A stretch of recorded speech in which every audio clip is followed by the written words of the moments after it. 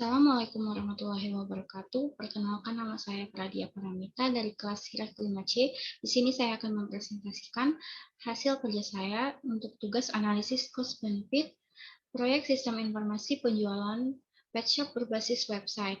Adapun rincian biaya dan manfaat. Yang pertama, rincian biaya pengembangan hardware tahun ke-0 adalah 12.000, software 2.500, brandware untuk tahun ke-0 adalah 8.000, biaya perjalanan dan akomodasi tahun ke-0 adalah 3.000, biaya ATK dan dokumentasi. Maksud saya biaya manajemen dan staf tahun ke-0 yaitu 3.000, biaya ATK dan dokumentasi adalah 1.000, biaya operasi atau pemeliharaan untuk tahun ke-0 tidak ada dan tahun ke-1 adalah 2.400, tahun kedua 2.400 dan tahun ketiga adalah 2.800. Total biaya untuk tahun ke-0 adalah 26.500, tahun ke-1 2.400, tahun kedua 2.400, tahun ketiga yaitu 2.800. Selanjutnya rincian manfaat. Yang pertama, manfaat wujud, yaitu pengurangan biaya operasional untuk tahun ke-1 yaitu 800, tahun kedua 1.000, tahun ketiga 1.200. Selanjutnya peningkatan keuntungan penjualan. Tahun ke-0 tidak ada, tahun ke-1 1.000, tahun kedua 1.250 dan tahun ketiga adalah 1.400. Selanjutnya pengurangan biaya karena kesalahan proses. Tahun ke-1 yaitu 900, tahun kedua 1.150, tahun ketiga 1.300. Selanjutnya pengurangan biaya persediaan. Tahun ke-1 yaitu 700, tahun kedua 900, tahun ketiga 1.100. Selanjutnya pengurangan kredit tak tertagih. Untuk tahun ke-1 yaitu 500, tahun kedua 700, dan tahun ketiga 900. Total wujud untuk tahun ke-0 adalah 0, tahun ke-1 3.900, tahun kedua 5.000, tahun ketiga 5.900. Selanjutnya manfaat terwujud, yaitu peningkatan kepuasan kerja karyawan tahun ke-0, 0, tahun ke-1 1.500, tahun kedua 2.500, tahun ketiga 4.000. Selanjutnya peningkatan pelayanan pada pelanggan. Tahun ke-0, 0, tahun ke-1 3.500, tahun kedua 5.000, tahun ketiga 6.500. Selanjutnya peningkatan pengambilan keputusan. Tahun ke-0 tidak ada, tahun ke-1 3.500, tahun ke-2 4.500, tahun ketiga 5.500. Total tak wujud adalah untuk tahun ke-0 tidak ada, tahun ke-1 8.500, tahun kedua 12.000, tahun ketiga 15.000. Total manfaat yaitu total wujud dan total tidak wujud ditambah. Pada tahun ke-0 tidak ada, tahun ke-1 13.400, tahun kedua 17.000, tahun ketiga 20.900. Prositnya yaitu selisih TM dan TB. Tahun ke-0 tidak ada, tahun ke-1 11.000, tahun kedua 14.600, tahun ketiga 18.100. Selanjutnya analisis payback periode. Perhitungan analisis payback periode adalah sebagai berikut. Total biaya pengadaan sistem pada tahun 0 adalah 26.500.000. Prosit pada tahun ke-1 yaitu 11 juta. Sisa biaya sistem pada tahun 1 yaitu 26.500.000 dikurang 11 juta adalah 15.500.000. Prosit pada tahun kedua yaitu 14.600.000. Sisa biaya sistem pada tahun kedua yaitu 15.500.000 dikurang 14.600.000 sama dengan 9 juta. Jadi sisa sama dengan 9 juta per 15.500 dikali 1 tahun sama dengan 0,58 tahun. Sehingga payback periode sudah dapat dicapai pada tahun kedua. Adapun secara detailnya adalah 2,58 tahun.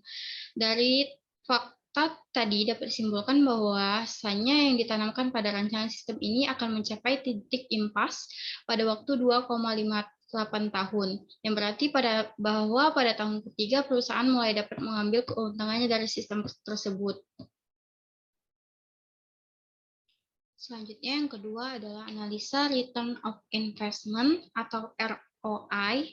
Adapun perhitungan sistem ini adalah biaya pengadaan sistem tahun 0 adalah Rp26.500.000. Biaya perawatan sistem tahun 1 adalah Rp2.400.000. Biaya perawatan sistem tahun kedua Rp2.400.000. Biaya perawatan sistem tahun 3 Rp2.800.000. Total biayanya adalah Rp34.100.000. Sedangkan total keuntungan yang didapat adalah sebagai berikut. Total manfaat pada tahun ke-1 adalah Rp13.400.000. Total manfaat pada tahun kedua adalah Rp17 juta.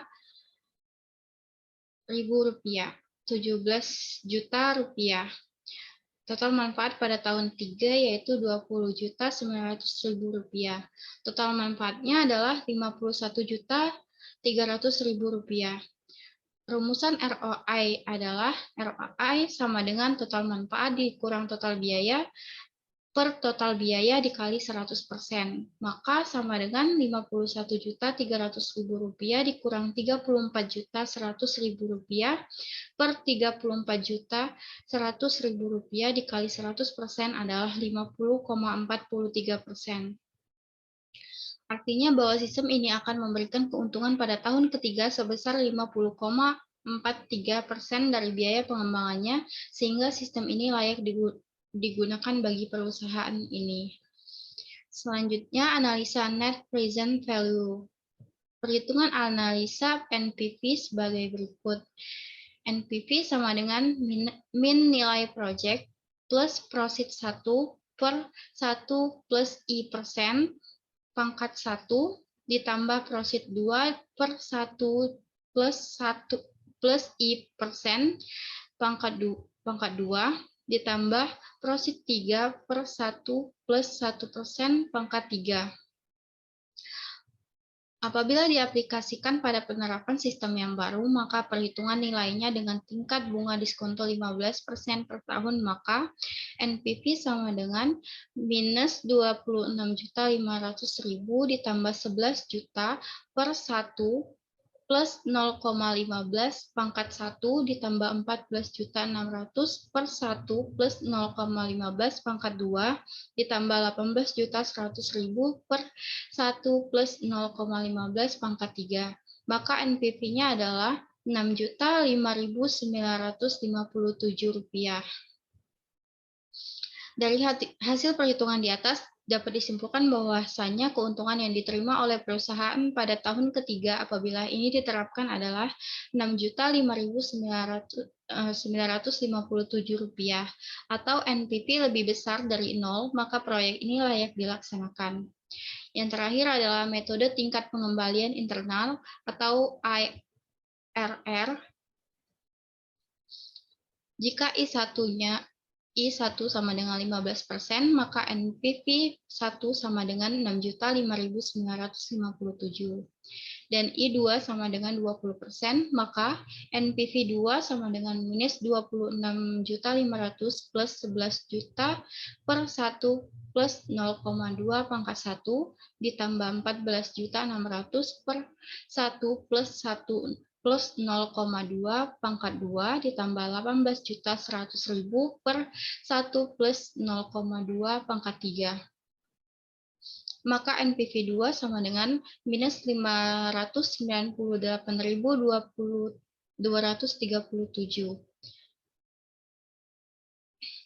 IRR-nya sama dengan 15% plus 20% dikurang 15% dikali 6.005.957 per NPV 1 dikurang NPV 2. Maka 15% ditambah 5% dikali 6.005.957 per 6.005.957 dikurang minus 598.000